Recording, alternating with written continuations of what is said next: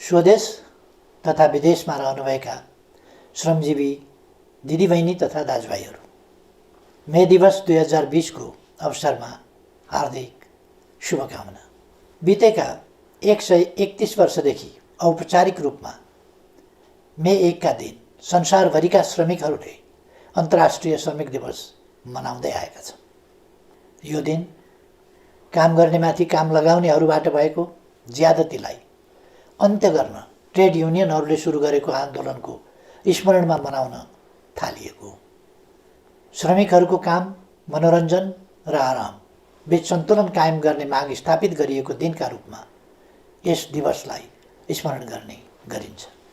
नेपालको श्रम आन्दोलनले यस दिवसलाई श्रमिकहरूको सम्मानित, समृद्ध र सृजनशील जीवनको लागि भएका सबै आन्दोलनहरूको स्मरणमा मनाउँदै आएको छ। पछिल्ला केही वर्ष यता हामीले यस दिवसलाई नेपाली श्रमिकहरूको एकता र उपलब्धिको उत्सवका रूपमा पनि मनाउँदै आएका छौँ।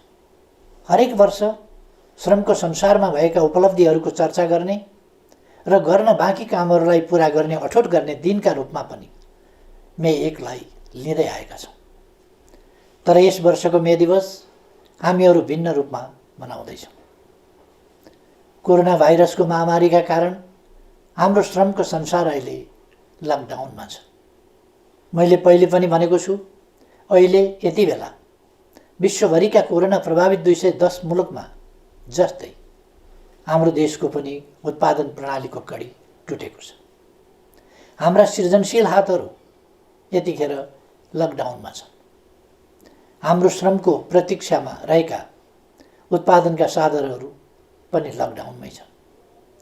अहिलेको लकडाउन विश्वव्यापी हो र यो बाध्यकारी रहेको छ। कोरोना भाइरसका कारणले यसलाई स्वीकार्नु परेको बाध्यता हाम्रा अगाडि छ। यसले निर्माण, रोजगारी र उत्पादनमा पारेको प्रतिकूल प्रभावको अवस्थाले श्रमजीवी वर्गको बुझाइ जस्तै श्रम र उत्पादनको सम्बन्ध एवं त्यसको महत्त्वलाई सबै वर्गले गम्भीरताका साथ बुझ्ने नयाँ परिस्थिति पनि निर्माण भएको छ। श्रम आधारभूत कुरा हो र जीवन प्रमुख कुरा हो। श्रम बिनाको पुँजी र प्रविधि पनि अर्थहीन हुन्छ भन्ने आजको यथार्थले स्पष्ट पारेको छ। उद्योग व्यवसाय बन्द हुँदा आम्दानी घटेका, स्वदेशमा कार्यरत सबै प्रकृतिका श्रमिकहरूका कष्टकर जीवनप्रति म अत्यन्तै दुखी छु। 1 दशकको हिंसात्मक द्वन्द्वका कारण गाउँको रोजगारी खोसिँदा सहर बजार पसेका, तर सहर बजारले रोजगारी दिन नसक्दा परदेश भासिएका लाखौँ नेपाली युवा श्रमिकहरू विभिन्न मुलुकमा कार्यरत छन्। युवाहरू विदेशिने यी र अन्य विभिन्न बाध्यकारी परिस्थिति तथा प्रवृत्ति पनि छन् र अहिले कोरोना भाइरसको महामारीका कारण न कार्यरत मुलुकमा रम्न सकिने न त स्वदेश फर्किन सकिने चेपुवामा श्रमिकहरू परिरहेका छन्। यसबाट सिर्जना भएको पीडाप्रति म जानकार तथा संवेदनशील छु। यस अप्ठ्यारो घडीमा स्वदेश तथा विदेशमा रहनुभएका सम्पूर्ण श्रमजीवी नेपाली दिदीबहिनी तथा दाजुभाइहरूमा हार्दिक ऐक्यबद्धता जाहेर गर्दछु। दिदीबहिनी तथा दाजुभाइहरू, विगत 2 वर्षदेखि हाम्रो अर्थतन्त्रले तीव्र विकासको लय समातेको थियो। सरकारको संयोजनमा उद्यमी तथा श्रमिक दुवै पक्षबीच उच्च समझदारी कायम रहेको थियो। त्यही समझदारीका कारण श्रमिकको न्यूनतम पारिश्रमिक इतिहासमै उच्च अर्थात् 39% वृद्धि भएको थियो। नियमित जस्तो औद्योगिक द्वन्द्वको पीडा झेलिरहेको नेपाली श्रमको दुनियाँमा हडताल र तालाबन्दी सबैले बिर्सिसकेको नमिठो सपना जस्तो भइसकेको थियो। हाम्रो आर्थिक वृद्धि दोहोरो अङ्कको लक्ष्य हासिल गर्नेतर्फ लम्किएको थियो। सरकारले श्रम क्षेत्रमा पहिलो वर्षको तुलनामा दोस्रो वर्ष झन्डै दोब्बर बजेट वृद्धि गरेको थियो। दक्ष जनशक्ति निर्माण, रोजगारी सृजना, सामाजिक सुरक्षा र सुरक्षित तथा सुलभ वैदेशिक रोजगारीका 4 लक्ष्यमा आधारित विभिन्न कार्यक्रमहरू श्रम, रोजगार तथा सामाजिक सुरक्षा मन्त्रालय मार्फत सञ्चालनमा आएका थिए। यी 2 वर्षको अवधिमा प्रधानमन्त्री रोजगार कार्यक्रम मार्फत 22 लाख श्रमदिन बराबरको रोजगारी सिर्जना गरिएको थियो। श्रमिकको पारिश्रमिक बैंक मार्फत भुक्तानी गर्ने र काम गर्दाको समयमा वा सेवानिवृत्त भएपछिको जीवनलाई सुरक्षित गर्न योगदानमा आधारित सामाजिक सुरक्षाको सुरुवात गरियो। 1 वर्षमा कम्तीमा 100 दिन बराबरको रोजगारी प्रत्याभूत अर्थात् ग्यारेन्टी गरियो। विभिन्न मुलुकसँग श्रम सम्झौता गर्ने र प्रविधिमा आधारित सरल श्रम सम्बन्धी सेवाहरू थालियो।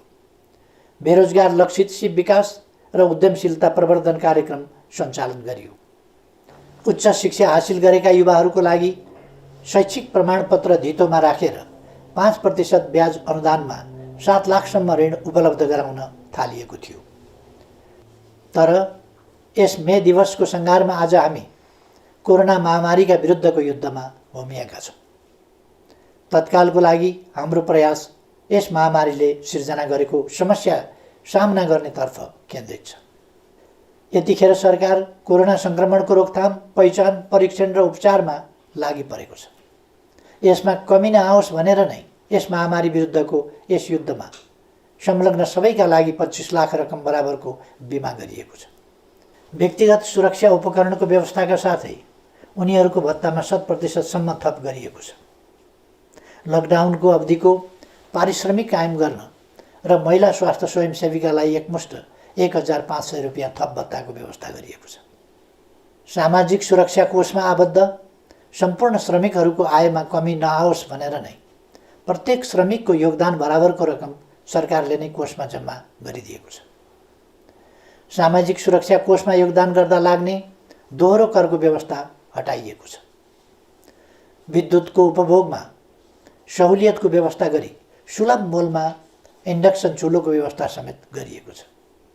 दैनिक गर्ने कामबाट जीवन धानिरहेकाहरूलाई भोकै पर्न नदिन, नेपालमा कोही भोकै पर्दैन, कोही भोकले मर्दैन भन्ने सरकारको नीति अन्तर्गत स्थानीय तह, प्रदेश तथा केन्द्रीय प्रशासनको संयोजनमा राहतको व्यवस्था गरिएको छ।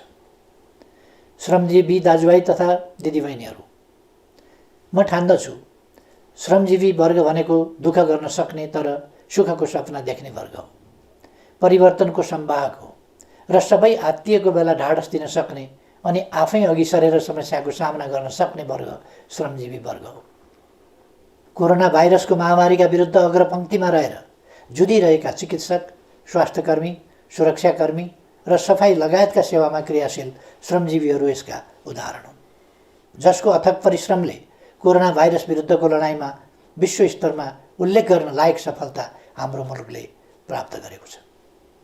हालसम्म यो महामारी समुदाय स्तरमा फैलिनबाट रोकिनु र कुनै पनि मानवीय क्षति नभएको गरिबीको रेकर्ड कायम रहनु सन्तोषको विषय हो।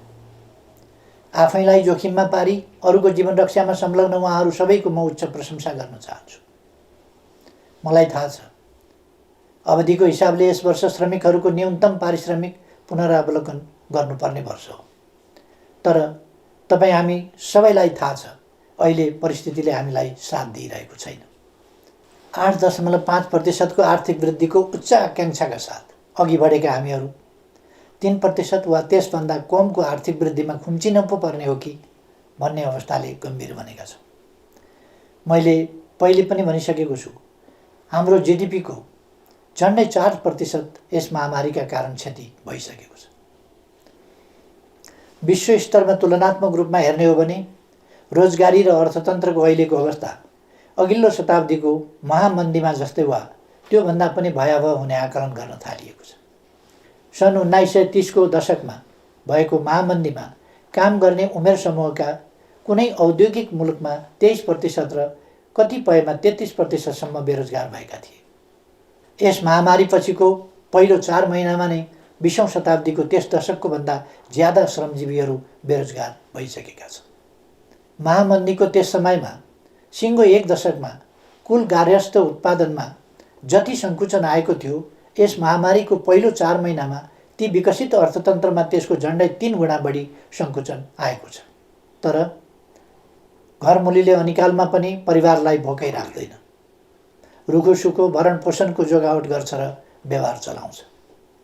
तपाईँहरूको यस प्रधानमन्त्रीले नेतृत्व गरेको सरकारले पनि उपलब्ध स्रोत र साधनले भ्याएसम्म सुविधाको जोगावट गर्छ। कसरी? अबका हाम्रा सबै प्रयास स्वस्थ नागरिक, सिपयुक्त नागरिक, मर्यादित काम र सामाजिक सुरक्षातर्फ केन्द्रित हुनेछ। भूकम्पपछिको यस दशकलाई हामीले पुनर्निर्माणको दशक बने चाहिँ अबको हाम्रो पहिलो लक्ष्य कोरोनाबाट हाम्रो समाजलाई मुक्त बनाउनु हुनेछ। यसभन्दा अघिल्ला सम्बोधनहरूमा पनि मैले चर्चा गरेको थिएँ। यस महामारीले जनस्वास्थ्यको क्षेत्रमा हाम्रो अभिगत उदाङ्गो पारिदिएको छ। जसरी 20औं शताब्दीको महामन्दीले पुँजीवादी प्रणालीको चरित्र नै फेर्ने गरी अर्थव्यवस्थामा कल्याणकारी आयाम थप्न विकसित मुलुकलाई बाध्य पार्यो, यस महामारीले हामीलाई स्वास्थ्य संरचनामा थप लगानी गर्न प्रेरित गरेको छ। हाम्रो संविधानले ग्यारेन्टी गरे झै स्वस्थ नागरिक निर्माण गर्न स्वास्थ्य बिमा सहितको जनस्वास्थ्यमा र सिपयुक्त नागरिक निर्माणका लागि शिक्षामा लगानी वृद्धि गरिनेछ। आजको लागि स्वास्थ्य, भोलिका लागि शिक्षा अबको हाम्रो दिशा हुनेछ। यस महामारीको प्रभावले आत्मनिर्भर अर्थतन्त्रको महत्त्वलाई पनि अझ बढी स्पष्ट पारेको छ। अबका हाम्रा कदमहरू निश्चय नै त्यस दिशातर्फ सुदृढ ढङ्गले उन्मुख हुनेछन्। कोरोना महामारी विरुद्धको लडाइँमा एक हुँदै श्रमिकको रोजगारी, आय र सामाजिक सुरक्षा सुनिश्चित गर्ने दिशातर्फ हाम्रो सम्पूर्ण प्रयास केन्द्रित हुनेछ। सबैभन्दा पहिले टुटेको उत्पादन सम्बन्धको कडीलाई जोड्ने र अवरुद्ध उत्पादन प्रणालीलाई सुचारू गरिनेछ। राहत सुविधा अल्पकालीन उपाय मात्रै हो, सबैलाई काम हाम्रो पहिलो लक्ष्य हुनेछ। श्रमसँग जोडिएकाहरूलाई सामाजिक सुरक्षा प्रणालीमा आबद्ध गरिनेछ। काममा जो छन् उनीहरूका लागि न्यूनतम पारिश्रमिक सुनिश्चित गरिनेछ। काममा संलग्न कसैको पनि आम्दानी रोकिने वा खोसिने स्थिति आउन दिइने छैन। सङ्घ, प्रदेश र स्थानीय तहमा श्रम प्रदान प्रविधि परिचालनको प्रबन्ध गरिनेछ। श्रम र प्रविधिको संयोजन तथा ज्यालासहित जनसहभागिताको विकास मोडेल अवलम्बन गरिनेछ। वैदेशिक रोजगारीबाट फर्किएकाहरूलाई उनीहरूले हासिल गरेको दक्षता अनुरूपको स्वरोजगारी सृजना गर्न सरल कर्जा र प्रविधि हस्तान्तरणको प्रबन्ध गरिनेछ। स्वदेशमा रहेका वा विदेशमा रोजगारीमा जान नपाएकाहरूलाई प्रधानमन्त्री रोजगार कार्यक्रममा जोडिनेछ। विभिन्न मन्त्रालय, निकाय र सार्वजनिक संस्थाहरू मार्फत सिर्जना भएका कामका अवसरहरू नेपालीलाई नै सुनिश्चित गर्ने व्यवस्था मिलाइनेछ। यस सन्दर्भमा हाम्रा श्रमिकहरूमा रहेको सिपको खाडलका कारण हुन सक्ने श्रमिकहरूको अभावलाई सम्बोधन गर्न प्राविधिक शिक्षा तथा व्यावसायिक तालिम परिषद र श्रम तथा सिप तालिम सम्बन्धी सबै निकायका कार्यक्रमहरूलाई एकीकृत रूपमा परिचालन गरिनेछ। सिपको अन्तरलाई सम्झाउन आवश्यक परेमा सबै पालिका तहमा छोटो अवधिका घुम्ती तालिम शिविर समेत सञ्चालनमा ल्याइनेछ। हाम्रो युवा जनसङ्ख्याको जनसाङ्ख्यिक लाभलाई अधिकाधिक सदुपयोग गरिनेछ।